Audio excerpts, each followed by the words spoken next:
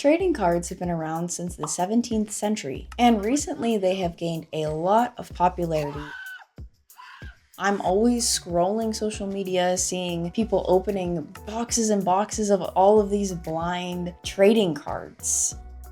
What do you think is the appeal? Is it because these trading cards are exciting, kind of like a blind bag? You don't know if you're going to score big on your next set? Is it the art styles that people are really loving? Is it collecting your favorite cards and trying to get all of one set or a color or something?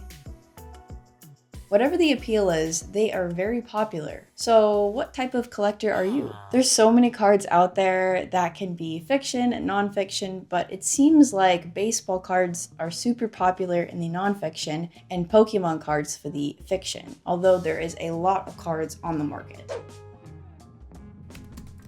The earliest known trading cards were founded in London and Paris in 1674. They were essentially these elaborate pieces of paper that were there to just advertise their goods, kind of like a marketing technique. The inventor of trading cards doesn't exactly exist because there really wasn't some particular person that was doing this. It was more like certain businesses were trying to get their stuff marketed in a different kind of way. But it really wasn't until the 1880s where people started collecting these trading cards. This was in the form of collectible tobacco products. The tobacco industry really wanted to market their products, and so they had these cards that they would put in the tobacco itself to strengthen the product of tobacco.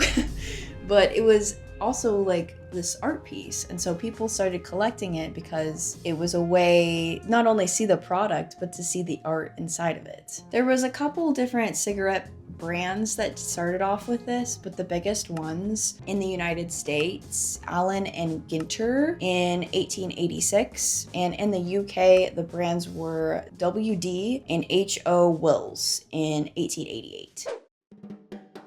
In a similar way, baseball cards kind of took off. Around the 1860s, baseball became a very professional and popular sport, and a way for people to know about the players, they would buy these trading cards. It helped people feel like they were part of the team, sort of collect the players in order to feel like you're part of the community. It was actually the tobacco companies that featured these baseball players. N167 Old Judge set the Goodwin Tobacco Company in 1886, is considered one of the first sets to appear on the tobacco product as a standalone figure, which I thought this was really interesting, playing with not just marketing but having these players as well. And then there was another tobacco card, T206, and it was sold from about 1909 to 1911. And this was from the American Tobacco Company, featuring players like Hoggenus Wagner and Ty Cobb. Hopefully I didn't butcher those names.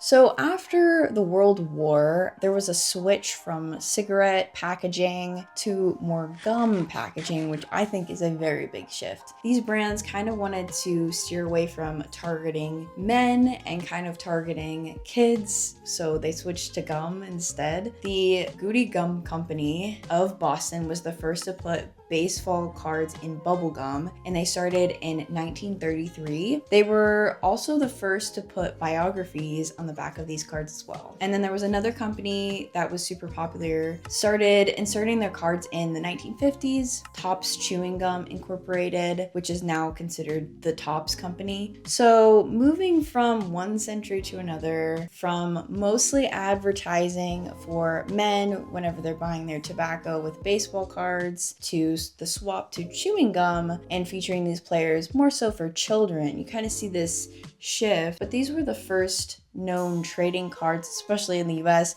also in the UK, that were promoting this idea of collecting and having tradable cards with art pieces and stuff. But moving away from tobacco and gum, just the standalone cards were first printed by Peck and Snyder in New York in the 1860s. This first set was from about 1868 to 1869, and this was the time period when there was a mass production of these cards as they started gaining popularity. In this era, they featured baseball players from the Cincinnati Red Stockings and all professional teams as well. This sort of advertising was promoting these players, the teams, and the camaraderie of baseball. But moving on to Pokemon, how did the Pokemon trading cards really get started, and why are they so popular now? The first creators of Pokemon itself were back in 1996 to 1999. The game was really popular, the show was really popular, there was a lot of popularity with the brand Pokemon. But the trading cards kind of came into play at a different time. The very first base set was released October 20th, 1996. This was the expansion pack. It was released in Japan. The English version, though, was released in January 9th of 1999 by the Wizards of the Coast, which is the company behind Magic the Gathering, if you know what that is. The first base card set had 102 cards as their very first launch. They had holographic cards, they had Charizard, they had Blastoise, all of the major first Pokemon in this set, obviously. And this set is super rare now. It's super valuable because it was the very first. Yeah, it just kind of grew from there. These cards were released at the height of Pokemania, which was the game, Pokemon game. These cards were a tangible way to help viewers feel like they could collect these actual Pokemon and battle them and sort of play the game along with the show, with the game itself, and sort of, again, feel like part of the team. This was highly effective for children, but nowadays, with people with money and adults, we like them too. The reason why I think a lot of them are so expensive now, the rarity of cards is what keeps people wanting to collect and buy more sets and collect even further. This idea of having everything in your collection, and I mean, I definitely am a part of this as well because I collect calico critters. Same sort of mindset with anything.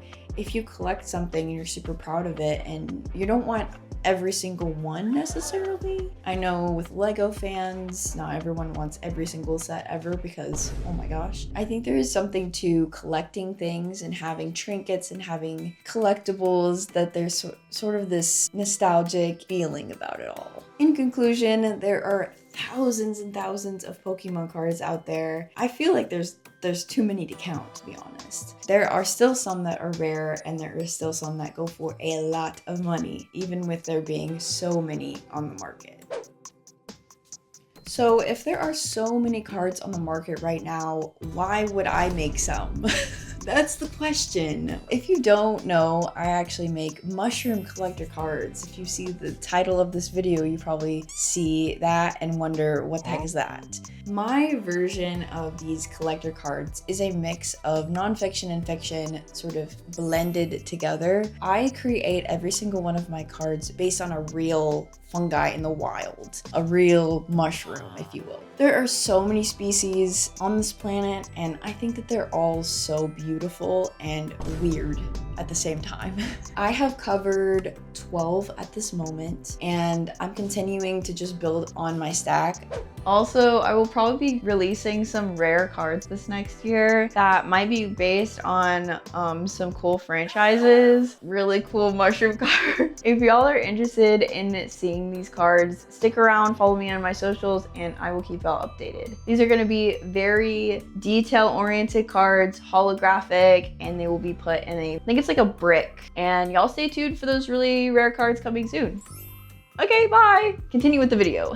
I am creating every single card myself, so every single set is kind of like a card and stickers. And at this moment, I create like one a month, but I think this next year I'm gonna try to do more and see if I can really grow up my stack even further. These are mushroom trading cards, all handmade by me. I started creating my very first sets this year, 2025, but I plan on making a whole lot more. I've had this vision for years now to make some, and this was the year that I actually started. Last year I was more so focused on painting, building my art techniques a little bit more, but this year I was really like, let's go into this dream. I'm really curious to see how this kind of pans out. Fungi are these weird beings that can coexist with living things, can eat dead things, and can eat living things as well. It feels like a lot easier to understand and learn about fungi whenever I break them down on a characteristic sort of level. The craziest things that I've learned this year from mushrooms is that mushrooms can leak. Some are slimy but edible, which that was weird to learn. Many lookalikes are super deadly. So if you're after one edible mushroom, you better believe there's one that looks exactly like it and it and so many more facts. I've learned so much this year just researching these mushrooms for the characters themselves, but even more so, I'm just like more fascinated and in awe of mushrooms in general. With every new card that I make, it's a new personality for that mushroom. And I create every new card with its own powers, weaknesses, health points, power level. I think I've drawn a lot of inspiration from Pokemon cards, but honestly, I've kind of created my own thing with it too. So if you've seen my sets, which one was your favorite? So looking for the future, I have a lot of plans for my mushroom trading cards. Not only do I plan on growing this stack and releasing it once it's big enough, but I'm planning on having booklets so you can understand kind of like a cheat sheet guide of them. I'm planning on making a book about actual mushrooms and having these characters throughout the books to tell you what mushrooms characteristics are, basically everything that I do in my Meet the Mushroom episodes. I send off my newest sets every single month. If you want to stay updated with the process of my mushroom trading card collection, you can totally do that, and I ship them off the newest physical card and sticker set that I send off every single month. Maybe twice a month. I'm not sure yet for next year. Mushroom cards are so fun to make, and I will not stop until probably every mushroom on this planet has been covered as a card. Please leave a comment on what mushroom I should make next. Oh yeah, and I'm Holly.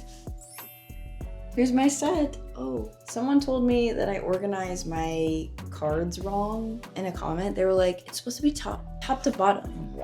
I don't know, what do y'all think? I kinda like it left to right. I like to keep my stickers organized as well. But yeah, I design every single one. Anyways, guys, thank you so much.